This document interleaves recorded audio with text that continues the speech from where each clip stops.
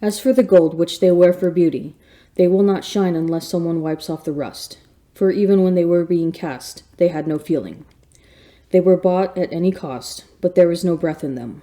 Having no feet, they are carried on men's shoulders, revealing to mankind their worthlessness. And those who serve them are ashamed, because through them these gods are made to stand, lest they fall to the ground. If anyone sets one of them upright, it cannot move of itself. And if it is tipped over, it cannot straighten itself. But gifts are placed before them, just as before the dead. The priests sell the sacrifices that are offered to these gods, and use the money. And likewise their wives preserve some with salt, but give none to the poor or helpless. Sacrifices to them may be touched by women in menstruation or at childbirth. Since you know by these things that they are not gods, do not fear them. For why should they be called gods? Women serve meals for gods of silver and gold and wood, and in their temples the priests sit with their clothes torn, their heads and beards shaved, and their heads uncovered. They howl and shout before their gods, as some do at funeral feasts, for a man who has died. The priests take some of their clothing of their gods to clothe their wives and children. Whether one does evil to them or good, they will not be able to repay it. They cannot set up a king or depose one. Likewise, they are not able to give either wealth or money. If one makes a vow to them and does not keep it, they will not require it. They cannot save a man from death or rescue the weak from the strong.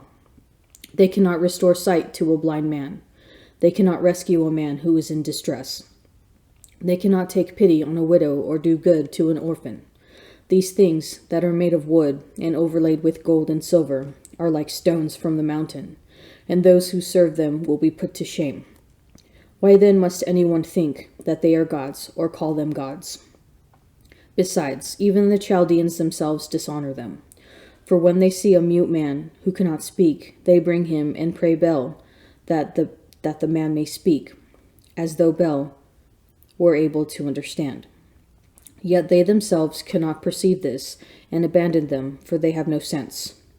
And the women, with cords about them, sit along the passageways, burning bran for incense. And when one of them is led off by one of the passerby and is lain with, she derides the women next to her, because she was not as attractive as herself, and her cord was not broken. Whatever is done for them is false. Why then must anyone think that they are gods, or call them gods? They are made by carpenters and goldsmiths. They can be nothing but what the craftsmen wish them to be. The men that make them will certainly not live very long themselves. How then can the things that are made by them be gods? They have left only lies and reproach for those who come after.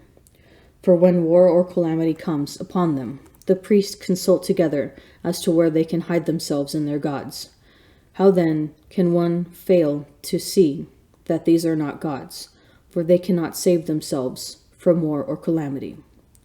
Since they are made of wood and overlaid with gold and silver, it will afterward be known that they are false. It will be manifest to all the nations and kings that they are not gods, but the work of men's hands, and that there is no work for God in them. Who then can fail to know that they are not gods?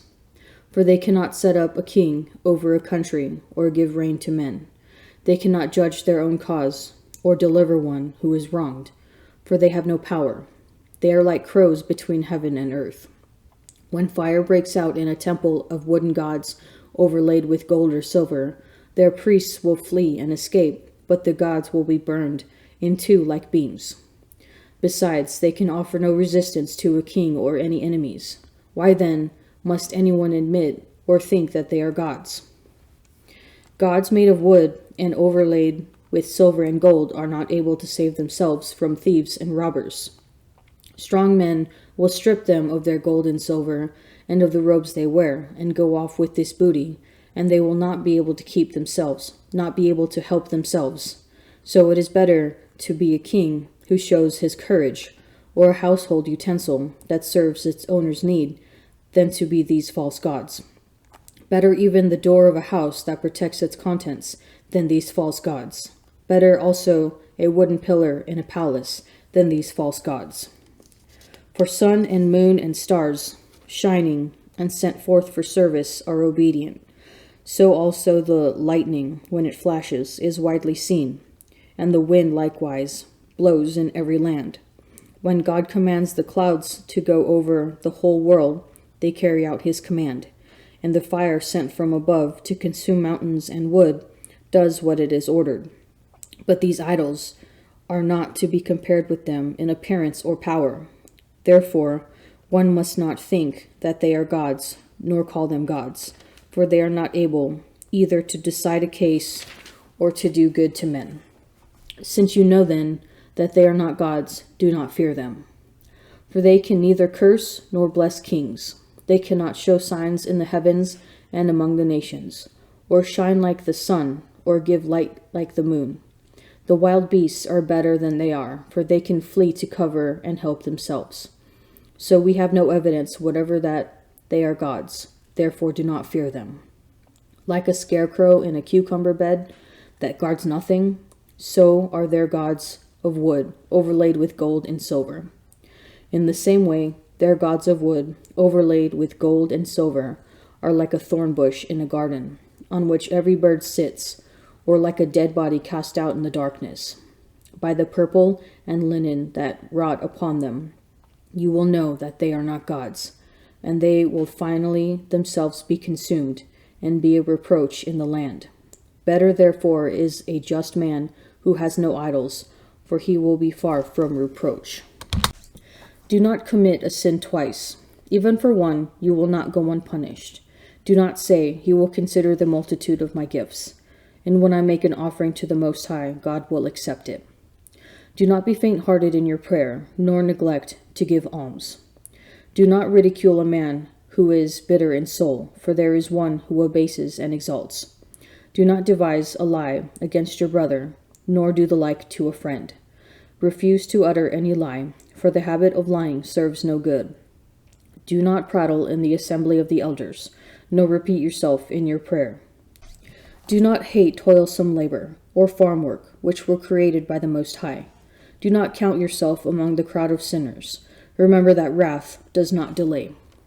Humble yourself greatly, for the punishment of the ungodly is fire and worms. Do not exchange a friend for money, or a real brother for the gold of Ophir. Do not deprive yourself of a wise and good wife, for her charm is worth more than gold. Do not abuse a servant who performs his work faithfully, or a hired laborer who devotes himself to you. Let your soul love an intelligent servant. Do not withhold from him his freedom. Do you have cattle? Look after them. If they are profitable to you, keep them. Do you have children? Discipline them, and make them obedient from their youth. Do you have daughters? Be concerned for their chastity, and do not show yourself too indulgent with them. Give a daughter in marriage. You will have finished a great task, but give her to a man of understanding. If you have a wife who pleases you, do not cast her out, but do not trust yourself to one whom you detest. With all your heart honor your father, and do not forget the birth pangs of your mother. Remember that through your parents you were born, and what can you give back to them that equals their gift to you? With all your soul fear the Lord, and honor his priests. With all your might love your Maker, and do not forsake his ministers. Fear the Lord and honor the priest, and give him his portion as is commanded you. The first fruits, the guilt offering, the gift of the shoulders, the sacrifice of sanctification, and the first fruits of the holy things. Stretch forth your hand to the poor, so that your blessing may be complete. Give graciously to all the living, and withhold not kindness from the dead. Do not fail those who weep, but mourn with those who mourn. Do not shrink from visiting a sick man, because for such deeds you will be loved. In all you do, remember the end of your life, and then you will never sin. Therefore, my brethren, whom I love and long for, my joy and crown, stand firm in this way in the Lord, my beloved. I entreat Euodia and entreat Syntyche to agree in the Lord. And I also ask you, who are a true co-worker, help these women, for they have labored side by side with me in the gospel together with Clement and the rest of my fellow workers, whose names are in the book of life. Rejoice in the Lord always. Again I will say, rejoice. Let all men know your forbearance. The Lord is at hand. Have no anxiety about anything, but in everything, by prayer and supplication with thanksgiving, let your requests be made known to God. And the peace of God, which passes all understanding, will keep your hearts and your minds in Christ Jesus. Finally, brethren, whatever is true, whatever is honorable, whatever is just, whatever is pure, whatever is lovely, whatever is gracious, if there is any excellence, if there is anything worthy of praise, think about these things. What you have learned and received and heard and seen in me, do, and the God of peace will be with you. I rejoice in the Lord greatly that now at length you have received your concern for me, and you were indeed concerned for me, but you had no opportunity. Not that I complain of want, for I have learned, in whatever state I am, to be content. I know how to be abased, and I know how to abound.